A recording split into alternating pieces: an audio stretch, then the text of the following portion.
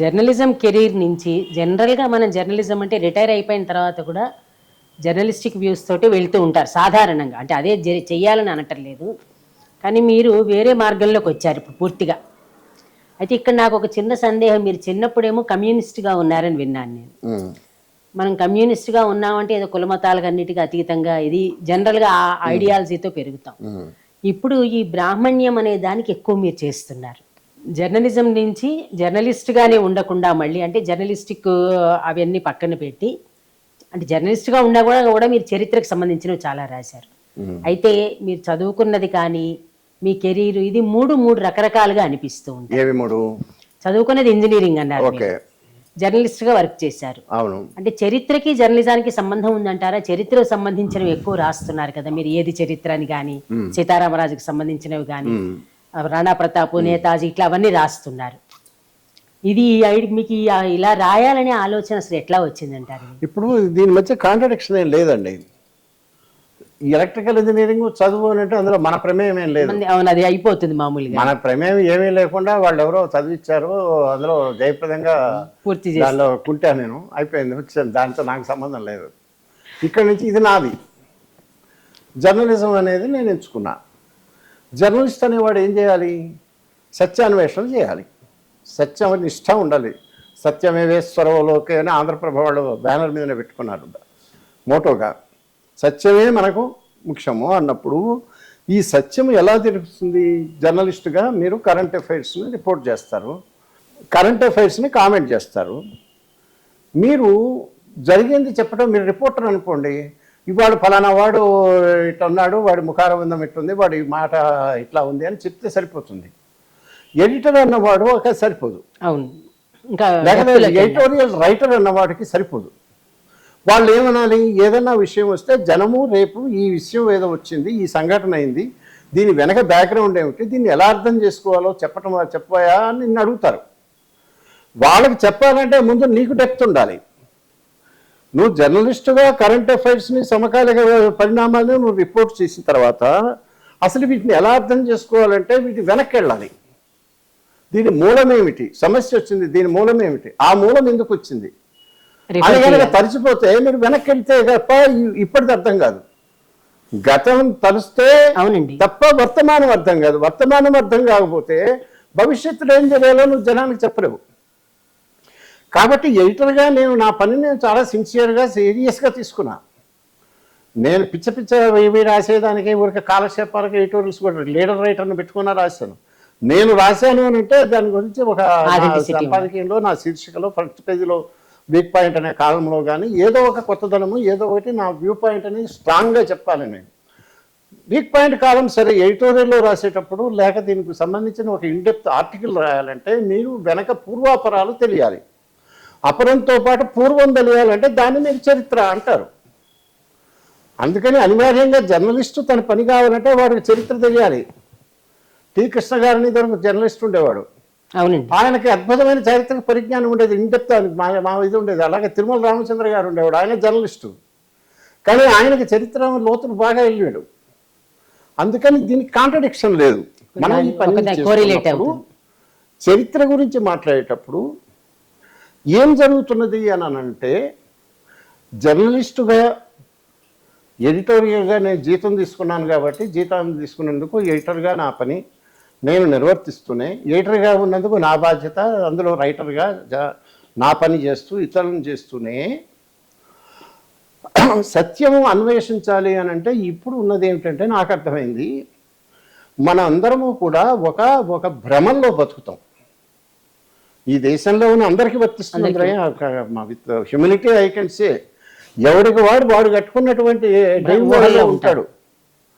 ఎవరికి ఏం తెలియదు, వెనక్కి పోయి ఏం జరిగింది ఏమిటి చూసేంత ఓపిక లేవు. అది చూసేది హిస్టరీ అని, ఆ హిస్టరీకి ఒక మాస్టర్లు ఉంటారని, చదువుకున్న వాళ్ళు వాళ్ళ పుస్తకాలు చదివి బట్టితే పరీక్షలు పాస్ అవుతారని, అంతకుమించి అది మనకు ఉపయోగపడదని, ఆ హిస్టరీ పనికిరాదని ముఖ్యమంత్రులే చెప్పిన రోజులు కూడా చూసాం కదా. అందుకని హిస్టరీ అనేది తెలిస్తే గతం, చరిత్ర, ఈ చరిత్రని మొత్తంగా ఈ జాతి మొత్తం మర్చిపోయింది. నీ గత చరిత్ర మొత్తాన్ని ఈ దేశంలో ఉన్న జాతి హిందూ జాతి అనండి, భారత జాతి అనండి, రెండింటికి తేడా ఏమీ లేదు. మన మూలాలు మర్చిపోయాం, మనం ఎవరమో మర్చిపోయాం, మన చరిత్ర మర్చిపోయాం, మనం కొత్త వాళ్ళంగా ఏలియన్స్ అయిపోయాం. ఇది అసలు సమస్య. ఇది అర్థమైన తర్వాత నువ్వు ఏలియన్ విరా, నువ్వు దేశంలో ఉంటున్నావు, నువ్వు భారతీయుడివని ఇండియన్ పాస్పోర్ట్ ఉంది, ఇండియన్ సిటిజన్షిప్ ఉంది, ఓటర్ కార్డు, నువ్వు భారతీయుడు అయితే కావు. నీ బుర్రలు ఎక్కడో ఉన్నాయి, వాటిని చెడ్డయి, బ్రెయిన్ వాష్ అయిపోయారు. మీరు ఒక అబద్ధ బతుకులో బతుకుతున్నారు. మీకు ఏమీ తెలియనట్టు ఇందులోంచి ఎప్పుడు బయటకు లేస్తారు? లేకపోతే మీకు ఎందుకు అర్థమవుతుంది? అందుకని ఎట్లాంటి ఊబిలో కూరుకుపోయారు, ఎటువంటి దేశం, ఎటువంటి ఇదైంది, ఏ రకంగా మనం ఎంత అపకారం చేసుకున్నాం, ఏం క్రియేట్ చేసుకున్నాం, ఇది చెయ్యాలి అని అంటే అసలు ఎక్కడ మొదలు పెట్టాము, ఎక్కడ దారి తప్పామో తెలిస్తే ఇప్పుడు నీకు అర్థమవుతుంది. అంటే దీన్ని ఇంకొంచెం విస్తరించా, జర్నలిస్టు పని నేను విస్తరిస్తూ మరి ఆలోచించేటప్పుడు పోతుంది కదా. ఇలా వెనక్కి వెళ్ళే కొద్దీ ఒక అద్భుతమైన, ఒక పెద్ద బ్రహ్మాండమైన విషయాలు కనపడ్డాయి. జనరల్గా స్టడీ చేసి వదిలేస్తారు కదా మీరు రాయడం కోసం, అందుకని మీరు వదిలేయలేదు అంటే ఇక్కడ ఇంకోటి, నేను చరిత్ర పరిశోధకుడిని కాదు, స్కాలరు, హిస్టరీ రీసెర్చరు, అలాంటివి నాకేం లేవు. మీరు చెప్తే నమ్మరు. నేను రాశా. ఎన్ని రాశాను? నేను 23 ఏళ్ళు పనిచేశా ఎడిటర్గా. 23 నేను రిటైర్ అయ్యే టైంకే నాకు 17 పుస్తకాలు వచ్చినాయి. ఒక్కోటి రీప్రింట్లు అయినాయి. ఇవన్నీ కూడా చరిత్రకు సంబంధించినవి మోస్ట్లీ. అవునండి, అందుకే అంటున్నా. మోస్ట్లీ చరిత్రకు సంబంధించి పని చేస్తూనే వీటిని ఇవాళ ఎంవీఆర్ శాస్త్రి అనే నేను ఇప్పుడు భారతదేశంలో ఒక అద్భుతమైన చరిత్ర, నేను మా దీక్షితులు గారు ఉండేవాడు, ఆయన బాగా చక్కగా చెప్పేవాడు. అట్లా నేను ఇది చేయబోతున్నాను అని చెప్పి సంకల్పం బహిరంగంగా ప్రకటించి చక్కగా అందరికీ అద్భుతమైన పని ఏదో నేను చేయబోతున్నాను నేను అనుకోలే. నాకు చిన్న సమస్య వచ్చింది. ఏం సమస్య వచ్చింది అని అంటే, ఎడిటర్గానే పేపర్ నడపాలి. ఆ పేపర్ కాస్త పేరు వస్తే నా ఉద్యోగం ఉంటుంది. కరెక్ట్ అంతే కదా. నా ఉద్యోగం నిలబెట్టుకోవాలంటే పేపర్ని బాగా నడపాలి. ఆ పేపర్కి కొన్ని దినుసులు ఉంటాయి. అందులో సండే మ్యాగజైన్ అని ఒకటి ఉంది. ఈ సండే మ్యాగజైన్ని నా పూర్వులు, అంతకుముందు ఇప్పుడున్న పత్రికల వాళ్ళు వాళ్ళ పద్ధతిలో ఉన్నారు. దానికి ఏమి రంగు, రుచి, వాసన మా పత్రికలు అయితే అప్పుడు ఉండేది కాదు. దీనికి నేను రంగు, రుచి, వాసన ఇవ్వాలి. ఇస్తే ఏమన్నా పనికి వస్తుంది. ఏం చేయాలి అని చూసా. ఆంధ్రదేశంలో ఉన్న రచయితలు వీళ్ళు మా వాళ్ళకి మేము నచ్చాలి, మేము ఆనాలి, వాళ్ళు మాకు ఆనాలి. ఈ రకంగా చూసుకొని వాళ్ళు పెట్టుకొని ఎక్స్పెరిమెంట్లు చేశాను. చాలా మందితో రాయించాను, కొత్త రైటర్ను పెట్టుకుని ఇవన్నీ చేస్తున్నా. ఒక లెవెల్లోనే, ఎందుకంటే వీళ్ళందరూ అన్ని పత్రికలను రాస్తారు, వీళ్ళ పత్రికలు రైటర్స్ అన్ని తెలుసు. అదే మళ్ళీ ఇక్కడ చదువుతారు, అదే రీడర్స్. ఇతర పత్రికలు చదివిన వాళ్ళు ఇక్కడ చూస్తే నాకు అదనంగా వచ్చేదేం లేదు.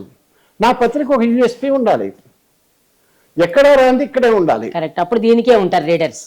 అందుకని ఏం చేయాలి అని అంటే, మరి ఎవడు దొరకనప్పుడు ఏం చేయాలి? ఆంధ్రపత్రికలో శివలంక రాధాకృష్ణ గారు అని ఉండేవాడు ఎడిటోరియల్. ఆయన ఒక సర్వే చేశాడు, మనం రాసే ఎడిటోరియల్ని ఎంతమంది చదువుతున్నారు అని. ఆంధ్రపత్రిక ఎడిటోరియల్స్ ఎవ్వరూ చదవట్లేదు. ఆయనకి రిపోర్ట్ వచ్చింది. ఆయన తర్వాత రాధాకృష్ణ, శంభుప్రసాద్ గారి టైం కదా, రాధాకృష్ణ గారు ఎవరు చదవనప్పుడు ఇంకోటికి జీతం ఇచ్చి పెట్టుకోవడం, నేనే రాస్తా అన్నాడు ఆయన. రాశాడు. అట్లా నేను కూడా ఎవరు దొరకనప్పుడు ఏం చేయాలి, నేనే రాద్దాం అనుకున్నాను. అప్పుడు ఆ వేషం వేసుకుంటే ఏమైంది, చేయాల్సి ఏం చేయాలి. మళ్ళీ ఇప్పుడు అందరూ రాస్తున్నారు పాలిటిక్స్, వాటి గురించి, వీటి గురించి, స్పోర్ట్స్ అని నాకు రాదు. సాహిత్యమా, మహాకవులు కుమ్ములు తిరిగిన వాళ్ళ నాకేం రాదు, సాహిత్య వాసన లేదు, ఏమీ లేదు. ఏం చేయాలి?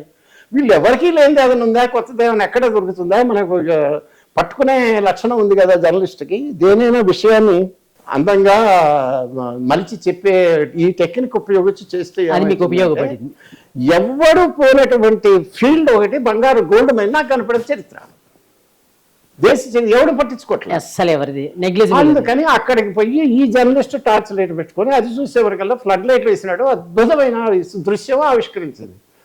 అందులోంచి మనం ఎవడన్నా కొట్టేసాడు అనుకోండి, ఒక ఏదైనా దోపిడీ చేసి చిన్నగా ఒక్కొక్కటి కొద్దిగా పడుతుంటారు. అట్లా నాకు తెలిసిందాన్ని నా ఆంధ్రభూమి ఆదివారం అనుబంధంలో మీరు కావాలంటే నేను రాసిన పుస్తకాల ఇవన్నీ ఆంధ్రభూమిలో వచ్చి ఉంటాయి. మొదటిసారి రాస్తా, మొదటి ఇన్స్టాల్మెంట్లో దీని గురించి ఒక 5-6 వారాలు రాద్దాం అనుకుంటున్నాను, ఇది అనుకుంటున్నాను. వాటి పీఠికలో ముందు వాళ్ళు అది కూడా నేనే రాసుకున్నాను, ఇంకెవరికి రాయను. అందులో కూడా చెప్తాను, నేను ప్రతిదీ కూడా ఈ ఇష్యూ ఏదో వచ్చింది దీని మీద కొద్దిగా దృష్టి సారిద్దామని మొదలు పెడతా. పుస్తకం రాద్దామని అనుకోను, దీని మీద దృష్టి పెడదామని లోపలికి పోయి వెతుకే కొద్దీ లోపలికి వెళ్తుంటారు. వెళ్ళే కొద్దీ కొత్త కొత్త విషయాలు తెలుస్తుంటాయి. వాటిని మీరు రాస్తూ పోయే కొద్దీ గ్రంథం పెరుగుతుంది. అది ఎప్పుడు రాయాలి? నేను ఆదివారం అనుబంధము రావాలి, వారానికి ఒకరోజు, దానికి డెడ్ లైన్లు ఉంటాయి. ప్రింటింగ్ ఒక రోజు ఉంటుంది, మీరు పేజీలో ఒక రోజు క్లోజ్ చేయాలి. క్లోజ్ ఎప్పుడు చేయాలి? మీరు ఆదివారం కనుక వస్తుందంటే మాకు ఏ శుక్రవారమా గురువారమా మాకు క్లోజ్ చేయాలని ఉంటుంది. మళ్ళీ ప్రింటింగ్ ఆ గొడవలు ఉంటాయి కదా. ఆ రోజు చేయాలంటే ఆ రోజున ఎప్పుడైతే క్లోజ్ చేస్తామో ఆ రోజున పొద్దున మొదలుపెట్టి సాయంత్రం దాకా అవస్థపడి రాసి చివరిలో కాగితాలు రాస్తున్నకొద్దే వాడు పోయి ఎవడో కంపోజ్ చేసేవాడు పంపించేవాడు. ఈ రకంగా వాళ్ళని అవస్థ పెట్టి హింస పెట్టి నేను రాసి ఆ వారానికి ఆ వారం ఏదో రకంగా, ఎందుకు మళ్ళీ వారం అంతా రాసుకోవడానికి టైం ఉండదు. మళ్ళీ ఇటు పక్కన చూడాలి. నేను మళ్ళా దాదాపు 2000 మంది ఉన్న విలేకరుల యంత్రాంగం, వాళ్ళకి పనులు రాయాలి, ఎడిటోరియల్ డెస్కులు, మళ్ళీ అక్కడ వాళ్ళకి పనులు చెప్పటము, వాళ్ళకి ఉంటే వాళ్ళ ఇతి బాధలు, వాళ్ళ సమస్యలు, మేనేజ్మెంట్లతో మాట్లాడాల్సినవి, ఇవి చేయాల్సినవి, మిగతా వాళ్ళు బయట జనాలు. మాకు వచ్చే మళ్ళీ రోజుకి ఒక లాయర్ నోటీస్ వస్తుంది, కేసులు వస్తాయి, ఇంకోటి వస్తాయి, వాడి మీద వీడి మీద వాడి పడుతుంది. ఇవన్నీ సర్దుకుంటూ అడ్మినిస్టర్ చేస్తూ ఇవన్నీ చేసేవరకల్లా మీకు టైం సరిపోయి, అది కాక నాకు మళ్ళీ వీక్లీ కాలం ఉంటుంది, ఎప్పుడూ ఎడిటోరియల్ రాయాలి. ఇవన్నీ చేస్తూ దీనికి నేను 1 రోజు 2 రోజులు అర్పించుకునేవాడిని. 1 రోజు 2 రోజుల్లో విషయ సేకరణ, 1 రోజు అది రాయటం, అలా పెట్టుకొని ఆదరా పరిగెత్తుకుంటూ నేను రాస్తే మీకు అర్థమైందా? పత్రిక నడపటం కోసము ఆదివారం అనుబంధానికి వాడికి రోజు దానికి బలి ఇవ్వాలి. నేను వారానికి ఒక ఇన్స్టాల్మెంట్ ఇవ్వటం కోసమని నేను మొదలు పెడితే చివరికి అదంతా ఎలా గ్రంథమైంది. దానిలో నా ప్రమేయం లేదు. ఆ రకంగా ఒక పుస్తకం అవ్వగానే మరి మళ్ళీ ఇంకోటి కావాలి కదా, ఇంకోటి ఏం చేయాలి, మళ్ళీ ఇంకోటి మొదలుపెట్టాడు. ఈ రకంగా అక్కడ మొదలుపెట్టింది తీగలాగితే డొంకంతా కదిలింది. నేను అయిపోయిన తర్వాత పదవీ విరమణ చేసే లోపే నాకు 17 పుస్తకాలతో వచ్చినాయి. ఏ వారము లేదు, ఒక్కొక్క వారం కోటి ఏడాది పాటు అది నడిచేది. సెన్సేషనల్ కాంట్రవర్సీలే వాటిని రాశాను. అది అయిన తర్వాత ఏమైంది, ఉద్యోగం వదిలిపోయింది. ఇది నన్ను వదలదా, మళ్ళీ ఇంక చేయాల్సినవి ఉన్నాయి, ఇంకోటి ఏదో చేయాలి కదా. అందుకని మరి పని చేతిలో చేతనైన పని ఒకటి ఉంది కదా, అందుకని అది కంటిన్యూ చేస్తుంది. లేకపోతే మళ్ళీ ఇంట్లో చికాకు పని ఏం లేకుండా కూర్చుంటే అంటే ఇంకే దానికి పెద్ద పేర్లు వద్దు. అయితే ఇప్పుడు వ్యాపారం కోసం ఏం చేస్తున్నా, దానికి నేను పెద్ద చరిత్ర పరిశోధన అలానే కాదు. ఇప్పుడు మీరు అన్నట్టుగా మీరు ఇప్పుడు ఏది చరిత్ర అన్న దాంట్లో తాజ్మహల్ దాని గురించి, తేజోమహల్ ఇదంతా మళ్ళీ రిపీట్ చేయించాను కానీ ఇదంతా రాశారు మీరు. అయితే ఇప్పుడు మన చరిత్ర అంతా అలా ఎస్టాబ్లిష్ అయిపోవడానికి కారణం మీరు చేసిన పరిశోధనలో మీకు కనిపించిందండి ఏంటి? తాజ్మహల్ అనేది ఎస్టాబ్లిష్ అవ్వడానికి కానీ, ఇప్పుడు తాజ్మహల్ దాని మీద మొత్తం ఏది చరిత్ర అంతా తాజ్మహల్ మీద రాశారని మీరు చెప్పింది చూశాను నేను. అది వాళ్ళు రాయడం వల్ల అలా వచ్చిందంటారా? అసలు ఎట్లా ఎస్టాబ్లిష్ అయ్యింది ఇలాగది? అది పనికిమాలిన మాట. అది అర్థం, అది డజంట్ వేర్. ఎందుకనంటే మీరు అనేది మీ క్వశ్చను చరిత్ర పుస్తకాల్లో వాస్తవానికి వ్యతిరేకంగా వ్యతిరేకరణలతో ఇప్పుడున్న పుస్తకాల్లో చరిత్ర పాఠాల్లో ఎందుకున్నాయి అని అంటే అది కరెక్ట్. అదేనంటున్నాను నేను దానికేం అభ్యంతరం, అది ఒప్పుకుంటా. కానీ ఇదే ఎందుకున్నది అని అంటే మరి మీరు నేను ఏం చేస్తున్నావు, మనకు తెలివితేటలు ఉన్నాయి కదా, మనకు తెలుసు దేవుడు బుర్ర అనేది కొంచెం ఇచ్చుంటాడు కదా. కొద్దిగా అప్పుడెప్పుడన్నా పని పెట్టామనుకోండి, కొంచెం ఆలోచించామనుకోండి, ఏమైతే ఉన్నాయో తెలుసుకుని మీ పిల్లలకి చదువు పనికిమాలిన చదువే వాడు చెప్తున్నా, ముందుకు తల్లికో తండ్రికో ఇంట్లో ఉన్న వాళ్ళకో పెద్దవాళ్ళకో ఇక్కడ ఉన్న మేధావులకో ఆలోచన పనులకో ఆలోచన అనేది ఉంటే, అసలు జరిగింది ఏమిటో తెలిస్తే, దాని విషయంలో కనుక ఉంటే అప్పుడు నువ్వు కనీసం నీ పిల్లలకి చెప్పగలవు. మా చిన్నప్పుడు మా హిస్టరీ మరే ఇవన్నీ పుస్తకాలు అన్నీ తప్పులు రాస్తారా ఇది అని చెప్పేవాడు హిస్టరీ మాస్టర్, సోషల్ మాస్టర్ అనేవాడు. అట్లా నీకు కూడా ఈ పాఠాల్లో ఉన్నదాని కాకుండా అసలు ఏమిటో కనుక తల్లికి తండ్రికి ఇంట్లో పెద్దలకి సమాజంలో పెద్దలకి తెలిస్తే వాళ్ళు ఇంకోళ్ళకి చెప్తే కనీసం ఇది అనేది తెలియవచ్చు. పోనీ వీళ్ళందరూ కాకపోయినా సమాచారాన్ని అందరికీ అందజేసి విజ్ఞానాన్ని పంచిపెట్టడానికి ఉన్నాం కదా మీడియా వాళ్ళం. మరి మనం ఏం చేస్తున్నాం? మనకన్నా తెలుసుంటే ఇగో ఈ పుస్తకాలు ఎట్లున్నాయి, జరుగుతున్నది ఇది, అసలు వాస్తవం ఇది, దీన్ని అందరూ కలిసి మనల్ని బ్రెయిన్ వాష్ చేశారు, మనల్ని స్లో పాయిజన్ చేశారు, మన బుర్రలని చెడగొట్టారు. ఒక 70 ఏళ్ళుగా మనం ఒక విషప్రయోగానికి లోనయ్యామన్న సంగతి మీకు తెలిస్తే, మీకు ఎవడన్నా చేతబడి చేశాడు అని అంటే లబ్బ మాట్లాడుకుంటూ వాడి దగ్గరికి వీడి దగ్గరికి భూత వైద్యుల దగ్గరికి వాళ్ళకి పూజలు ఇన్ని చేస్తావు కదా. దేశం మొత్తానికి చేతబడైంది, జాతికి అయింది. దానివల్ల ఇప్పుడు మెంటలీ రిటార్డెడ్ అయిపోయింది జాతి. It is a drugged nation. ఈ నల్ల మందు కన్నా ఇంకో దానికన్నా అయినటువంటి ఒక రకమైన మూర్ఛలో ఉన్నటువంటి దాన్ని మీకు అర్థమైన తర్వాత ఈ విషయం ఇంకోళ్ళకి చెప్పాలి అనేటువంటిది మీకు వస్తుంది కదా. ఇదేమీ దివ్య దృష్టితో భగవంతుడి అనుగ్రహం వల్ల మనకు మాత్రమే కలిగిన చేసింది కాదు. చదివితే నేను మీకు చెప్పాను కదా, ఇంత పనులు చేసుకుంటూ విపరీతమైన పని ఒత్తిడిలో వారంలో 24/7 పనిచేస్తూ వారానికి కేవలం ఒకరోజు విషయ సేకరణకి, రెండోది రాయటం కోసమే, రాయాలంటే చచ్చేంత పని. అవునండి, చాలా అంత పని చేస్తున్నప్పుడు ఇటువంటిది నా అంతటి వాడికే నాకు అంత కనబడితే, నేను అప్పుడు మొదలుపెట్టిన పని 23 ఏళ్ళు కాదు ఇంకా అయినా నేను కంటిన్యూ చేస్తుంటే ఇప్పటికి 23 పుస్తకాలు అయినాయి. ఇంకా ఇప్పుడు నేను సీరియస్గా చూస్తున్నాను. ఒక 1000 ఏళ్ళు ధర్మయుద్ధం అని రాస్తున్నాను. నన్ను ఎవడు కొట్టడు తిట్టడు, అర్జెంట్ ఏం లేదు, కానీ అనుకున్నాం కదా పని చేయాలి అని, మన కమిట్మెంట్. అట్లా చేస్తూ పోయి ఇంకా నాకు ఒక 20 ఏళ్ళ టైము ఆయుష్ ఎవడన్నా పొరపాటున ఎవడన్నా ఇస్తే అది 20 ఏళ్ళు కాదు 25 ఏళ్ళు ఇచ్చా అంత పని ఉంది. నా ఒక్కడికి ఏ క్వాలిఫికేషన్ లేనివాడు, ఏ కాలేజీకి పోయినవాడు, హిస్టరీ గురించి తెలియదు, ఏమీ తెలియదు. నాకు తెలిసినప్పుడు మరి ఇక్కడ ఇంతమంది విద్యావంతులు మహాపండితులు ఇంతమంది ఉన్నారు, వాళ్ళందరూ ఏం చేస్తున్నారు? హిస్టరీ క్లాసులు, ప్రొఫెసర్లు, కోర్సులు చెప్పేవాళ్ళు, యూనివర్సిటీలు, అకాడమీలు, మేధావుల సంఘాలు, రచయితలు అదే బుక్స్ చెప్తున్నారు కదా, ఉన్నది ఉన్నట్టు చెప్తున్నారు అంతే బుక్స్.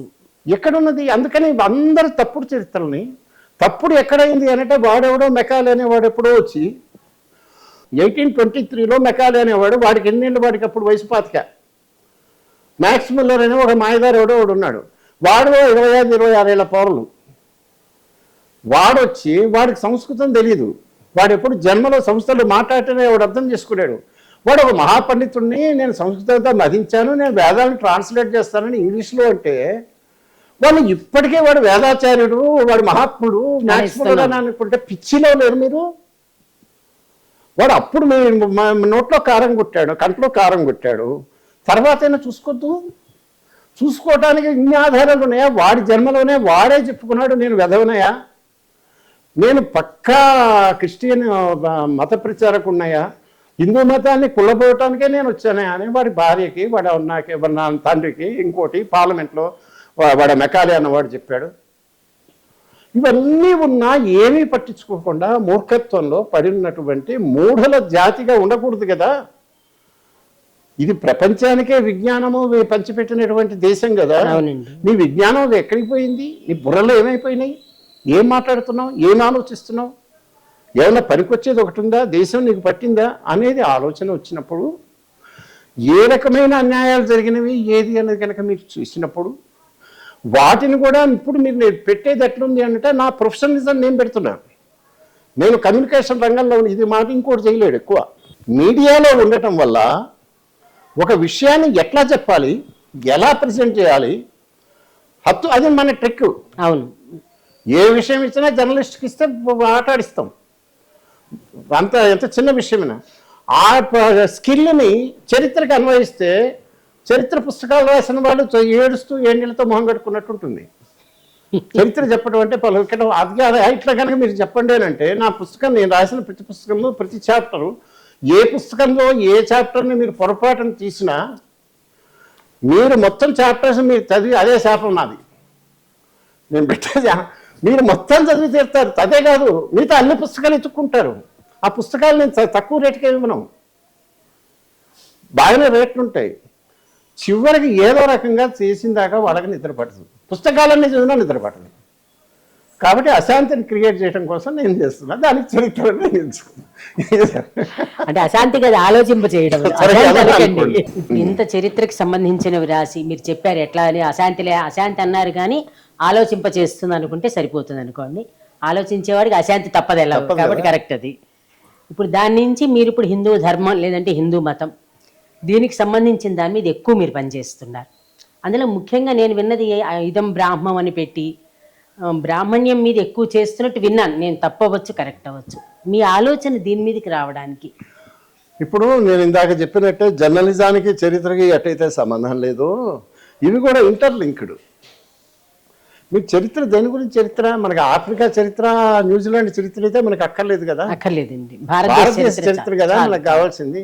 ఈ భారతదేశ చరిత్రలో ఉన్నది హిందూ సంస్కృతి, హిందూ విజ్ఞానము, వేదము, వేద సంస్కృతి, ఇవన్నీ మొత్తం ప్రపంచానికి వెలుగునిచ్చినాయి. మొత్తం ప్రపంచంలో ఉన్న సైన్సు, మిగతా ఏ రకమైన ఏ విజ్ఞానానికైనా ఇదే మూలం. అవును, ప్రతి వాడు ఇక్కడికి వచ్చి చదువుకొని ఇక్కడ నేర్చుకుని ఈ భిక్షతోనే వాడు వచ్చాడు. అది మనం మర్చిపోయాం. అయినా ఇక్కడ కళలు వర్ధిల్లినాయి, విద్యలు వర్ధిల్లినాయి, శాస్త్రాలు వర్ధిల్లినాయి, అంతే కదా. ఆయుర్వేదం ఉంది, మొత్తం అన్ని అండి. ఆయుర్వేదం ఉంది, సర్జరీ ఉంది, వైమానిక శాస్త్రం ఉన్నది, గణిత శాస్త్రం ఉన్నది, ఏది చెప్తే ఈస్థెటిక్స్ ఉన్నది, అన్ని రకాలైనటువంటి కళలు, సాహిత్యము అన్ని వైభవోపేతంగా వర్తిల్లినప్పుడు వీటన్నిటికీ ఉన్నటువంటి బాటం లైన్ ఏమిటంటే, వీటన్నీ ఏ ప్రాతిపదిక మీద, పునాది మీద ఉన్నాయి అని అంటే మతము, ధర్మము. ఆ రెండుకి మళ్ళీ తేడా ఏం లేదు. ఆ మతము అంటే మనకి వేదము, వేద సంస్కృతి ఒకటి ఏదైతే మనకు వచ్చిందో అనూచానంగా, అందులో మళ్ళీ దేవీ దేవతలు ఉంటారు, పూజా విధానాలు ఉంటాయి, ఇంకోటి ఉంటాయి, అర్చన పద్ధతులు ఉంటాయి. ఒక ఆయుర్వేదం అనేది మీరు వైద్యశాస్త్రంగా అనుకుంటే, వైద్యశాస్త్రంలో కూడా మళ్ళీ మీకు మంచి రోజులు, తిథులు, నక్షత్రాలు ఏ టైంలో వేయాలనేది మళ్ళీ ఇక్కడ మీకు జ్యోతిష్యం తెలుస్తుంది. మళ్ళీ అక్కడ దైవ సంబంధం, ఇవన్నిటికీ తేడా ఉంది. భరతనాట్యం ఉంది, నాట్యం అనేది మీరు తీసుకుంటే యోగా ఉన్నది, నాట్యం ఉన్నది. వీటన్నిటికీ మూలము భక్తి, దేవీ దేవతలు, సంప్రదాయాలు, ఆరాధన పద్ధతులు ఇవన్నీ ఉన్నాయి కదా, దేవాలయాలు.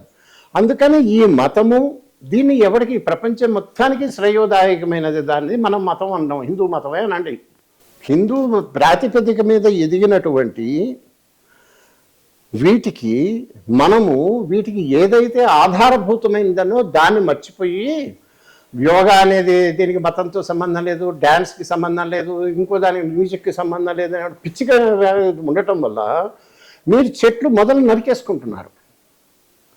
కాబట్టి ఈ దేశాన్ని చిరకాలంగా ఇన్నేళ్లుగా, వందల వేల ఏళ్లుగా నిలబెట్టి దేశము, ప్రపంచం మొత్తానికి శాంతినిచ్చినటువంటి మతము అది హిందూ మతము. దాని మేనిఫెస్టేషన్ సనాతన ధర్మము. ఈ సనాతన ధర్మమే జగత్తుకు బేల్చిచ్చింది. దీనివల్ల అన్ని రకాల విజ్ఞానం ఇవన్నీ ఒకటే కదా. దీనికి ఇక్కడ గొడ్డలి పెట్టు, ఇక్కడ అసలు మూలాన్ని మీద నరుకుతున్నారు. అవును. అందుకని అవి ఎట్లా రెలవెంటో ఇది ఎంతకన్నా రెలవెంటో అనేది చెప్పటం కోసము ఈ దేశం చరిత్ర అనేది, భారతదేశం అనేది కొత్తగా హిందూ దేశమే భారతదేశం, హిందూ సంస్కృతే భారతదేశ సంస్కృతి, రెంటికి తేడా ఏం లేదు. మళ్ళీ విదేశీ సంస్కృతులు ఏమి ఉండవు. ఇది చెప్పాలి అని అంటే దీనికి మనకు మనం తెలుసుకొని, తెలుసో తెలియకో, బుద్ధి తక్కువతో మనం చేసుకున్నటువంటి అజ్ఞానం కొద్దో, ఆ భయం కొద్దో, పెరుగుతనం కొద్దో చేసింది బయట పెట్టడం కోసము నేను మతం గురించి కూడా మాట్లాడాల్సి వస్తున్నది. ధర్మం గురించి కూడా, సనాతన ధర్మం గురించి. సనాతన ధర్మం అంటే ఈయన జర్నలిస్ట్ అయ్యండి, లెఫ్టిస్ట్ అయ్యండి, అభ్యుదయవాది ఇవన్నీ మాట్లాడి అంటే చాదస్తుడని వీళ్ళ అర్థం. నేను సగర్వంగా ఛాలెంజ్ చేస్తున్నా. వాడు పిచ్చిలో ఉన్నాడు, నేను లేను. అది చేస్తున్నప్పుడు అందుకని చరిత్రకు ఆధారభూతమైనటువంటి దేశము, మతము, ధర్మము, సంస్కృతి వీటన్నిటినీ కాపాడే దైవం. వీటన్నిటికీ తేడా ఏం లేదు కదా. అందుకని అది ఇది నాకు అన్నీ ఒకటే. ఇక మీరు మూడో క్వశ్చన్ ఏంటి? బ్రాహ్మణం. మన సనాతన ధర్మం మొత్తానికి ఇవాళ గొడ్డలి పెట్టి నరకాలని అనుకుంటున్నారు కదా ప్రతివాడు. నరకాలనుకుంటున్న ప్రతివాడు వాడు వాడే గొడ్డలి పేరు బ్రాహ్మణుడు. దాంతో కొట్టేస్తే ఇది పోతుంది. మన దగ్గర ఉన్నటువంటి మనం ఇంతకుముందున్న ఈ భావదాస్యానికి, ఈ డ్రగ్జంకి అన్నిటికీ అలవాటు పడ్డ నల్లమందు కన్నా ఈ పడిపోయినటువంటి బ్రెయిన్ వాష్ అయి బుర్రలు చెడ్డ మనము అదేదో వీటన్నిటికీ వాళ్ళు చెప్పి వాళ్ళ క్రిస్టియన్ మతాన్ని చేసుకోవడం కోసం గోవాలో వాడెవడు జేవీర్ అన్నవాడు ఇంకోడు బ్రాహ్మణే అసలు బూచులు వీళ్ళని కనుక నరికేస్తే మొత్తం దేశాన్ని మనం ఆక్రమించవచ్చు అనే దురుద్దేశం వాడు కనుక్కొని ఏ బ్రాహ్మణ ధర్మము బ్రాహ్మణ విలువలైతే దేశాన్ని ధర్మాన్ని కాపాడినాయో వాటి మీద గొడ్డలు పెట్టి నరికేస్తే ఇది కూర్చుంది అని వాడేస్తే మన సమాజంలో ఉన్న మిగతా వాళ్ళు దానికి మోసపోయి లేదు నిజమే వీడు చాలా అకృత్యాలు ఎన్నో చేశాడు 190 జన్మల వెనక వాళ్ళ తాత ముత్తాత ఏదో చేశాడు కదా కాబట్టి వీడిని కొడుతూనే ఉండాలి నరుకుతూనే ఉండాలి వీడిని అనగదుకుతూనే వీడిని మనం పోకుండా ఉంటేనే మనం మంచివాడు అని అవతలవాడు అనుకుంటాడా వీళ్ళని ఏమీ అనకూడదు అని మొత్తం కూడా రెండో ప్రపంచ యుద్ధంలో యూదుల మీద హిట్లర్ ఎట్లయితే ఎంటబడ్డాడో ఇవాళ భారతదేశంలో హిందువులని హిందూ మతాన్ని సనాతన ధర్మాన్ని నాశనం చేయడానికి బ్రాహ్మణులు అనే వాళ్ళ మీద పడుతున్నారు. అది ఆ మాయలో అందరూ పడుతున్నారు. బ్రాహ్మణేతరులు అందరూ కూడా బ్రాహ్మణి మీద ఏదైనా వస్తే మాట్లాడితే మనం మైల పడిపోతాం, మనకేదో రావాల్సిన పోతే అని అనుకుని మిగతా వాడు ఎన్ని కుల సంఘాలు పెట్టినా కులాల గురించి మాట్లాడినా డైరెక్ట్గా ఓపెన్గా చేసినా అందరూ బాగానే ఉందండి, కరెక్ట్ కదండి, మరి వాళ్ళు బతకడు. అదే ఒక బ్రాహ్మణుడు వచ్చి అదే కులం గురించి మాట్లాడుతున్నాడు. కరెక్ట్ అండి. అంటే ఒక హిపోక్రసీలో పిచ్చిలో ఉండి దీనివల్ల కులం కాదు పోయేది ఒక బ్రాహ్మణ సమాజం వల్ల ప్రమాదం. వాళ్ళ ఏదో మైక్రోస్కోపిక్ మైనారిటీలు వాడు పోయినందువల్ల లేదు, కానీ దేశం ఏమవుతుంది? ధర్మమే నాశనం అవుతుంది కదా. అసలు కుట్రను గుర్తించాలి అని అంటే దీన్ని నిలబెట్టిన వాళ్ళు ఇన్నేళ్లుగా వేదాలని శాస్త్రాలని ఆచారాలని చెడకుండా 100,000 సంవత్సరాలు ఎన్ని అఘాయిత్యాలు జరిగినా నిలుపుకుంటూ వచ్చిన జాతిని కళ్ళకద్దుకోవాల్సింది పోయి కాళ్ళతో అణగదుక్కుతావా? తప్పు కదా అని చెప్పాలి కదా. అనటానికి నేను చేశా. ఇది నేను బ్రాహ్మణ కులంలో పుట్టినందువల్ల చేయలే. లేదండి, మీ ధర్మం ప్రకారం నేను ఏ కులంలో పుట్టినా ఇదే మాట చెప్పేవాడిని, బ్రాహ్మణ్ చెప్పేవాడిని. అది నేను incidentally I happen to be a Brahman కాబట్టి నేను కులం వాడిని కాబట్టి చేయటం కాదు, దేశం కోసం ధర్మం కోసం చేస్తుంది. I think I'm clear. MVR Sastry గారిలో ఎన్ని కోణాలు ఉన్నాయో చూసాం మనం. ఒక వ్యక్తి నుంచి మనం చాలా విషయాలు నేర్చుకోవాలి అనే ఆసక్తి ఉన్నవాళ్ళు ఒక్కసారి శాస్త్రి గారి మాటల్ని నిశితంగా పరిశీలించుకోవాలి. ఏ విషయంలోంచి అసలు చిన్న జర్నలిస్ట్గా స్టార్ట్ చేసి ఆయన ఇంతవరకు ధర్మం కోసం పోరాడే స్థాయికి ఎదగడానికి కారణం ఆయనలో ఉన్న ఆసక్తి అవ్వచ్చు, ఏదైనా కావచ్చు. అది ఒకసారి ప్రేరణగా తీసుకుంటే మనం కూడా అటువంటి మార్గంలోకి వెళ్ళగా చరిత్ర చదవడం కానీ, ఆయన చేస్తున్న ధర్మానికి సంబంధించిన విషయాల్లో పాల్గొనడం కానీ, ఒక నీతిగల జర్నలిస్ట్గా ఉండడం కానీ ఇవన్నీ అలవడతాయనే విషయాలు ఆయన చాలా సూటిగా నిజాయితీగా గట్టిగా కూడా చెప్పారు ఆయన. కాబట్టి గట్టిగా మాట్లాడారంటే నిజాయితీగా మాట్లాడే వాళ్ళకి కొంచెం మాట గట్టిగానే ఉంటుంది. కాబట్టి దాన్ని బట్టి మనం కూడా అన్ని నేర్చుకోవడానికి ప్రయత్నం చేయాలని ఈరోజు మా వైజయంతి మాటామంటిలో ప్రయత్నం చేశాం మేము. ఇది ఈరోజు కార్యక్రమం. నమస్కారం.